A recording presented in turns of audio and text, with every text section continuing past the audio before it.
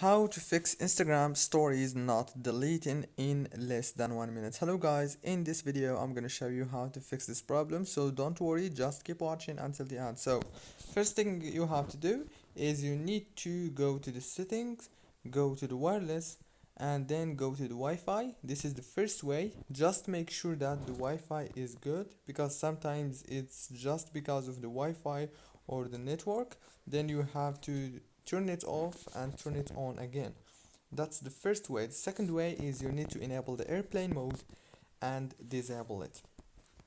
Go back. The last way is you need to go to the apps manager, go to apps, scroll down until you find Instagram.